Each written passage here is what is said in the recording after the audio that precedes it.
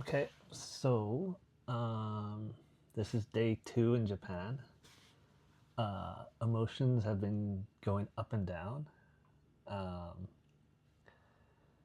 I guess I should start with the flight over was actually pretty good. I flew Zip Air, and it's supposed to be a budget airline, and I don't really know why or how, but I bought like when I booked the ticket, I bought a bag, and I think that bag came with a set that included like blankets, like a blanket, slippers, and earplugs, and a mask.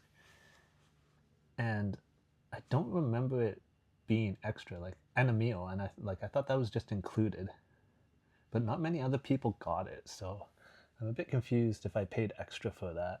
But the 10-hour flight ended up being pretty good. I got a meal like an hour in, and I hadn't slept well the night before. I barely slept at all. So right after that meal, I started sleeping, and I slept on and off for the middle of the flight. Um,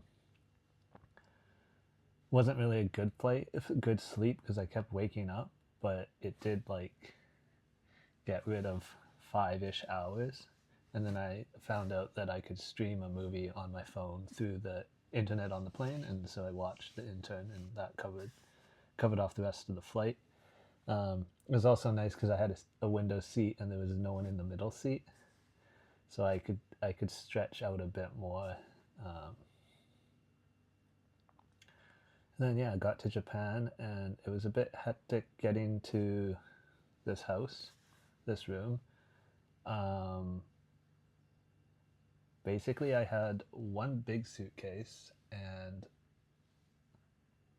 a shoulder ski bag. And so at the airport, I first had to getting through immigration was fine. Getting the visa, getting the residence card, that was easy.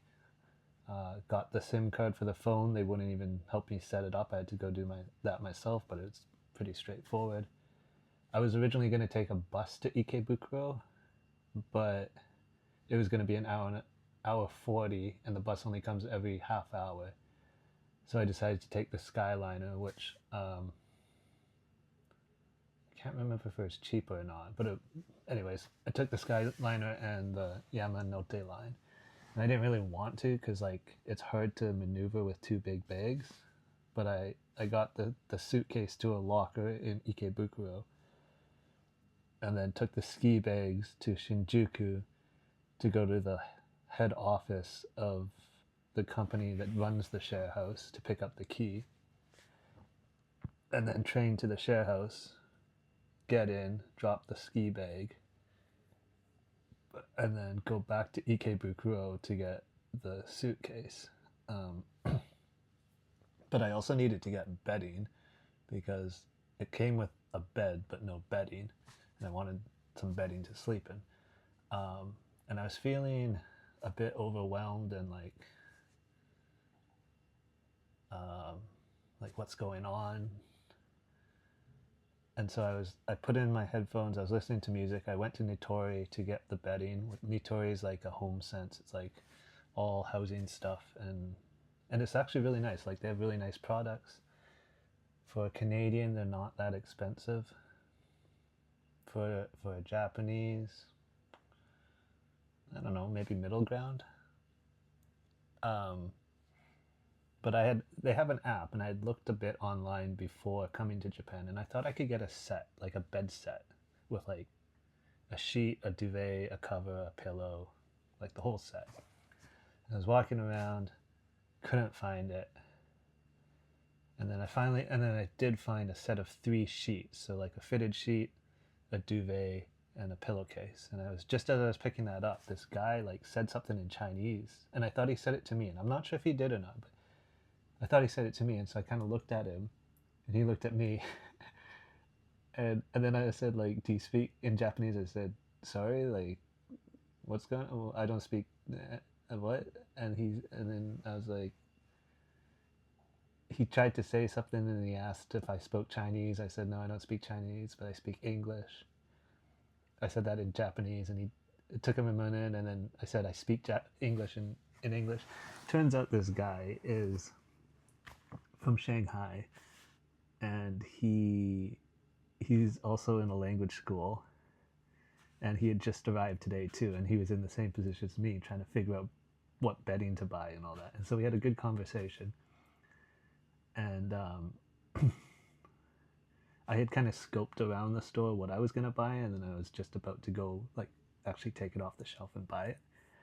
And it was good that I met him because one, I made my first friend, but two, um, he pointed out a pillow that was different than the one I was gonna get, and that ended up being a better choice. Um, and yeah, we like he spoke very good English, and then so we went for sukiya for dinner, and got to know each other a bit more. And then I realized I didn't have the paper to get my suitcase out of the locker, and I was like, oh crap. But I had paid by IC card, and I was like, I'm pretty sure you can get it out with just your IC card. So we went back to Ikebukuro Station, and we got I was like, yes, I was able to get it out, and then come back home and to the room, and basically put the bedding together and fall asleep. And it was like 10 o'clock, and so I'm still jet lagged because the sleep wasn't last night wasn't also wasn't very great. Between 10 and maybe 2 a.m. there was a lot of like door slamming, and I think other people in the house coming home or something, or like going to the washroom or something. Um, I I knew I was getting into an old house, and I knew there was going to be 10 rooms, but I didn't realize how paper thin the walls would be. Like I've stayed in places like this before as an Airbnb, and it's never been a problem. It's never been like loud or noisy. But this place, it seems noisier. Um, like the next door neighbor was talking on the phone or something yesterday, and I couldn't understand him, but I could hear that he was talking on the phone. And so I'm not sure if even now he can hear me, or like if I rustle my plastic bags, he can hear me. Um, I was also quite disappointed by the common spaces. The Genkan entranceway is full of shoes, and it smells disgusting. Like it needs to be aired out. And then there's a middle bathroom in the middle of the house that I don't think has any proper ventilation, and it smells dank. The other shower rooms, okay. The the kitchen and dining room are just like tacky, is the way I described it. It's that like it's kind of like there feels like there's a layer of grime and sticky tackiness to the surfaces of everything, just because like you got 10 people living here, rotating through whatever, and there's no one's really properly fully cleaned it. Which is like a surprise to me because I've stayed in share houses like this before as like Airbnbs or whatever, where they have like long-term residents as well as short-term residents, and they were all very clean. And maybe that's because they were running it more like a hotel too, or an Airbnb hotel for short-term residents too. But they were very clean, so I was quite surprised and disappointed that this place is kind of dirty, and that there's not a lot of sound privacy.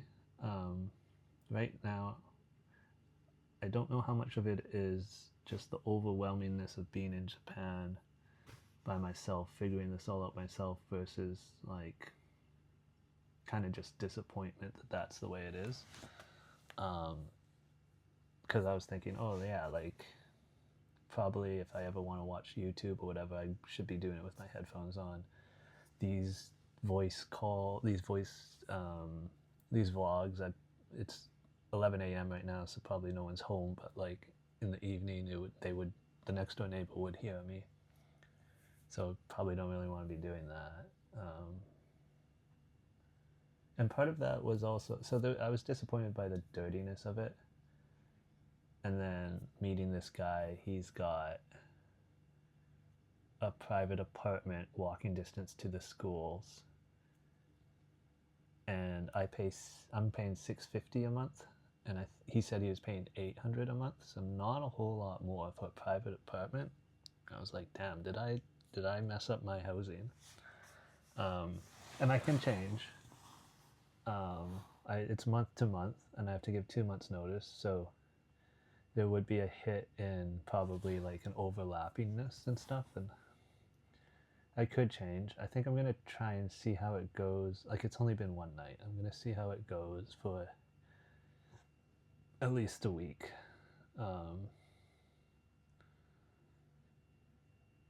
Yeah, maybe a month.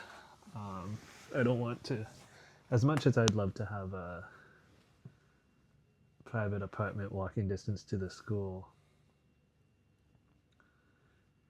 I have committed to here, and so I have to. I'm kind of hoping that the world put me here for a reason, and that it wasn't to just suffer in cheap, crappy accommodations.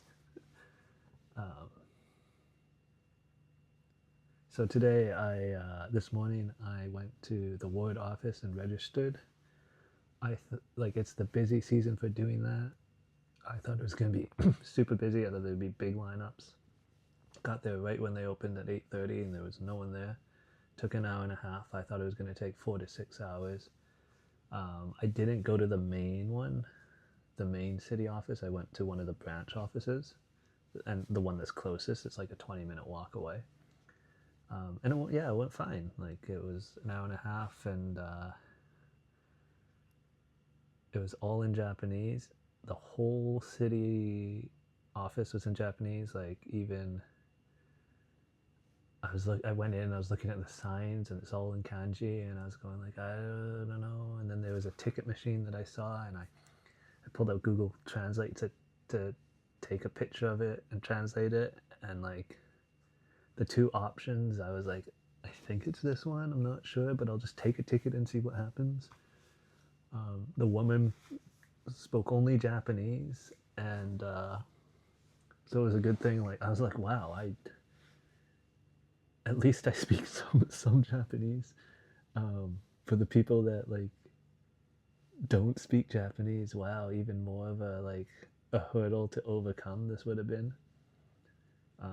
And like, it's all basic stuff. It's like, fill in your address, fill in your name here, fill in your phone number. You do that like 5 times.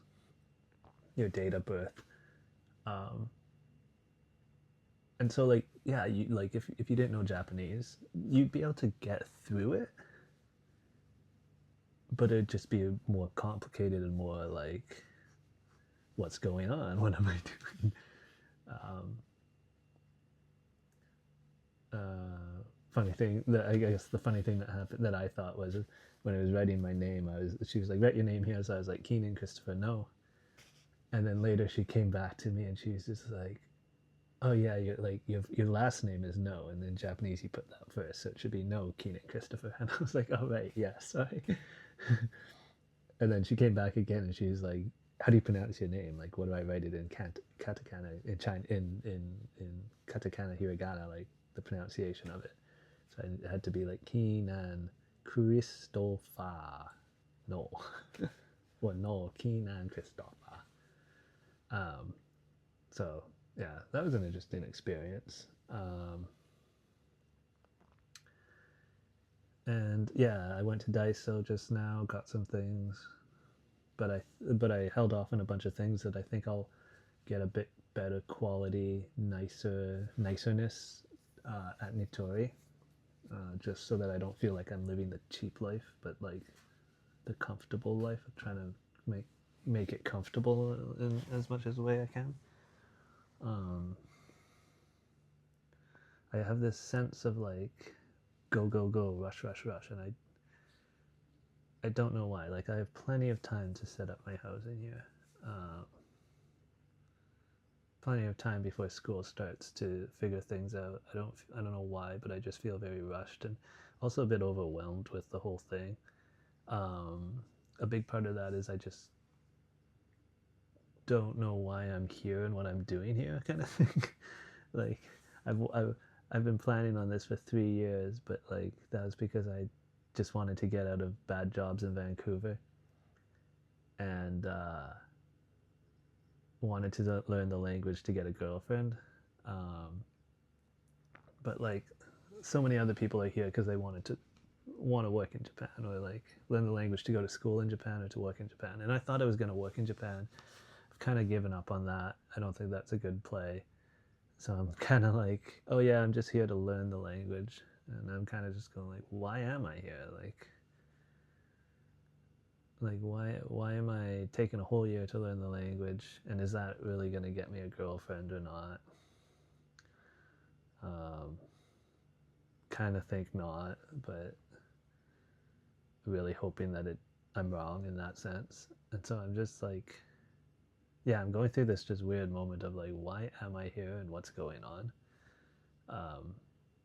Incidentally, I'm very comfortable being in Japan, like walking around the streets. It feels very normal to me. Taking the trains, I don't have to really look at the map, Google Maps or anything very much. Like I know my way around. Very comfortable being here as a quasi, I don't know, not a resident yet, but like a tourist in a sense. I'm not sure how much I'm gonna cook in this house because it like the kitchen just like icks me out a bit. But I do want to save money by having at least cooked breakfasts, maybe eat out for lunch every day, and then get like stuff from the supermarket, discounted food from the supermarket, or like easy to prepare, easy to make food from the supermarket for dinners. Um, but the going around town is very easy for me. Um, so that's nice. But yeah, I just have a lot of tension in me right now and a lot of worry, anxiety for the future, and just very lost. I've said before, like this isn't the way I thought I would come to Japan, even though it's been kind of the trajectory for the last 3 years. It wasn't the way I had hoped and dreamed of coming to Japan. Really had hoped that I'd be doing this with a girlfriend or for a girl, um, and just being alone is like I'm going, what's going on? What am I doing here? But that's all to say that next week I start school and I'll meet lots of people there, and as well as I've set up meetups to meet people. So maybe I just need to get that friend group, and then things will be better. But yeah, I don't know why I feel such an urgency to get things done and set up this place and like complete this and complete that and complete that. So like for the rest of the day, I was gonna go shopping and buy some more stuff. I might also go to Meiji Jingu and do my ritual prayer for coming to Japan. And then either tomorrow or the day after, I'm hoping to go skiing. I gotta book that ticket today and figure that out. And I should be looking forward to that, and I kind of am. But I'm feeling very like overwhelmed with everything right now. But yeah, this is not the day 2 that most people have, I guess. I think most people are probably very excited and to be in a new country and all that. And I'm happy to be here, and I'm happy that I'm going through an experience that will change me. I'm just got to take it one step at a time.